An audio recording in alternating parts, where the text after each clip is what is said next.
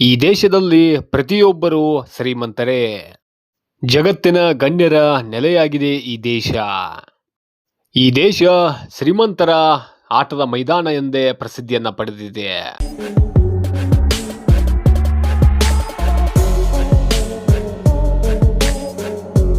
ಪ್ರೀತಿಯ ವೀಕ್ಷಕರೇ ನಮಸ್ಕಾರ.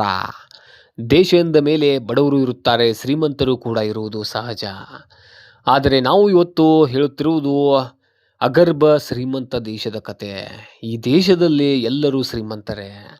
ಈ ದೇಶದ ಪ್ರತಿಯೊಬ್ಬ ನಾಗರಿಕರ ಹತ್ತಿರ ಕೋಟಿ ಕೋಟಿ ಬೆಲೆಯ ಕಾರುಗಳು, ಕೋಟಿ ಕೋಟಿ ಬೆಲೆಯ ಮನೆಗಳು ಇವೆ. ಮತ್ತು ಈ ದೇಶದಲ್ಲಿ ಮನೆ ಏನಾದರೂ ಕಟ್ಟಬೇಕು, ಇಲ್ಲಿ ಹೋಗಿ ನೆಲೆಸಬೇಕು ಎಂದರೆ ಕೋಟಿ ಕೋಟಿ ಗಟ್ಟಲೆ ದುಡ್ಡನ್ನು ಸುರಿಯಬೇಕು. ಮತ್ತು ಈ ದೇಶದಲ್ಲಿ ಯಾವುದೇ ತೆರಿಗೆಯನ್ನ ಕಟ್ಟಬೇಕಾಗಿಲ್ಲ. ಮತ್ತು ಈ ದೇಶದ ಜನಸಂಖ್ಯೆ ಕೇವಲ 40,000. ಅದರಲ್ಲಿ 10,000 ಜನ ಮಾತ್ರ ಈ ದೇಶದವರು.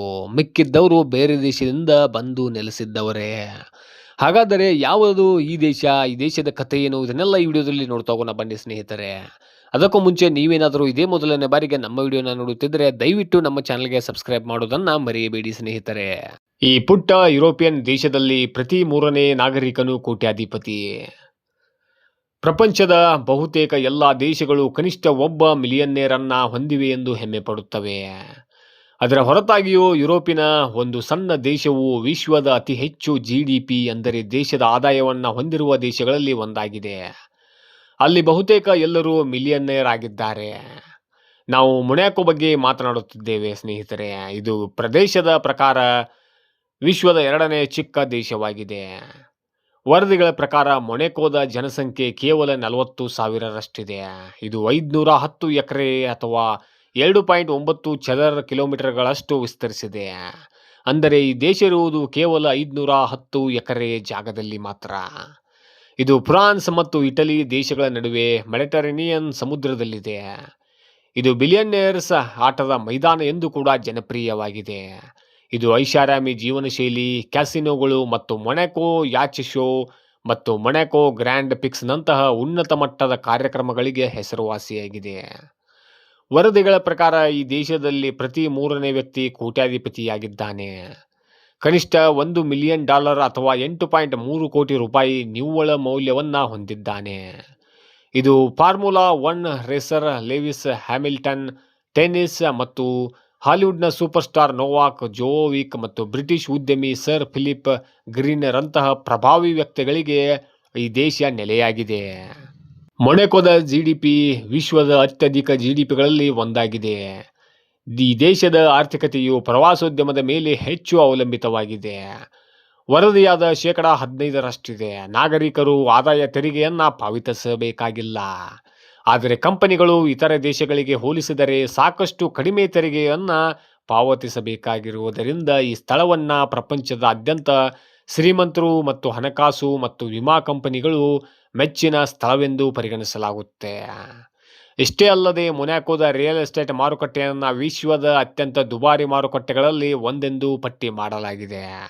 ವರದಿಯ ಪ್ರಕಾರ ಇಲ್ಲಿನ ರಿಯಲ್ ಎಸ್ಟೇಟ್ ವ್ಯವಹಾರಗಳು ದೇಶದ ಆದಾಯದ 7.8ರಷ್ಟಿದ್ದರೆ 9.1ರಷ್ಟು ನಿರ್ಮಾಣಕ್ಕಾಗಿ ಮತ್ತು 10ರಷ್ಟು ಅದರ ಸಗಟು ವ್ಯಾಪಾರಕ್ಕೆ ಸಲ್ಲುತ್ತೆ.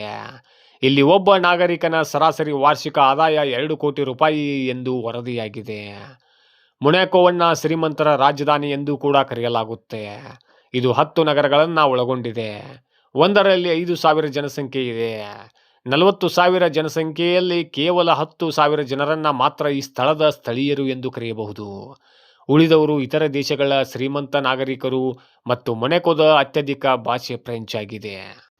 ಮತ್ತು ಈ ದೇಶದ ಜೀವನ ಶೈಲಿಯು ಸಂಪೂರ್ಣವಾಗಿ ಶ್ರೀಮಂತಿಕೆ, ಐಷಾರಾಮಿತನ ಮತ್ತು ಗ್ಲಾಮರ್ನಿಂದ ಕೂಡಿದೆ. ಇದು ಕೇವಲ ಒಂದು ದೇಶವಲ್ಲ, ಬದಲಿಗೆ ಬಿಲಿಯನ್ನೇರ್ಗಳ ಆಟದ ಮೈದಾನ ಎಂದೇ ಪ್ರಸಿದ್ಧವಾಗಿದೆ. ಇಲ್ಲಿನ ರಸ್ತೆಗಳಲ್ಲಿ ಫೆರಾರಿ, ಲ್ಯಾಂಬೋರ್ಗಿನಿ ಹಾಗೂ ರೋಲ್ಸ್ ರಾಯ್ಸ್ನಂತಹ ಸೂಪರ್ ಕಾರುಗಳು ಓಡಾಡುವುದು ಸಾಮಾನ್ಯ. ಕಡಲ ತೀರದಲ್ಲಿ ಬಿಲಿಯನ್ನೇರ್ಗಳು ತಮ್ಮ ಕೋಟ್ಯಂತರ ರೂಪಾಯಿ ಬೆಲೆಯ ಬೃಹತ್ ನೌಕೆಗಳನ್ನು ಇಲ್ಲಿ ನಿಲ್ಲಿಸಿರುತ್ತಾರೆ.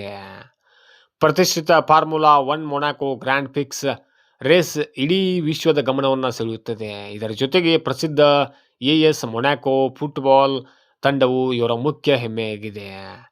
ಜಗತ್ತಿನ ಅತ್ಯಂತ ಐಷಾರಾಮಿ ಮತ್ತು ಪ್ರತಿಷ್ಠಿತ ಕ್ಯಾಸಿನೋಗಳು ಇಲ್ಲಿವೆ.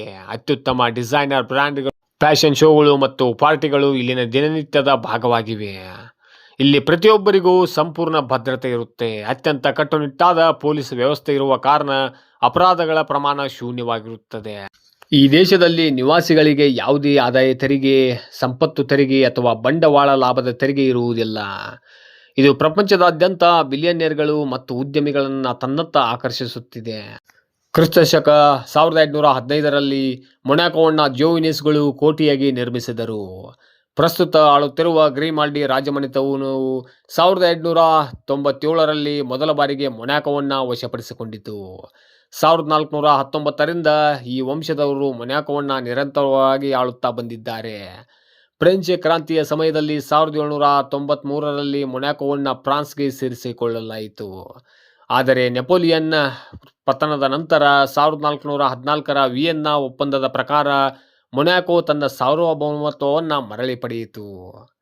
1861ರಲ್ಲಿ ಮೊನಾಕೋ ತನ್ನ ಸ್ವಾತಂತ್ರ್ಯವನ್ನು ಅಧಿಕೃತವಾಗಿ ಮರುಸ್ಥಾಪಿಸಿತು. ಹಣಕಾಸಿನ ಮುಗ್ಗಟ್ಟನ್ನು ನೀಗಿಸಲು 19ನೇ ಶತಮಾನದ ಉತ್ತರಾರ್ಧದಲ್ಲಿ ಪ್ರಸಿದ್ಧವಾದ ಮಾಂಟೆ ಕಾರ್ಲೋ ಕ್ಯಾಸಿನೋವನ್ನು ಸ್ಥಾಪಿಸಲಾಯಿತು. ಇದು ಮೊನಾಕೋವನ್ನು ಶ್ರೀಮಂತರು ಮತ್ತು ಪ್ರವಾಸಿಗರ ನೆಚ್ಚಿನ ತಾಣವಾಗಿ ಪರಿವರ್ತಿಸಿತು.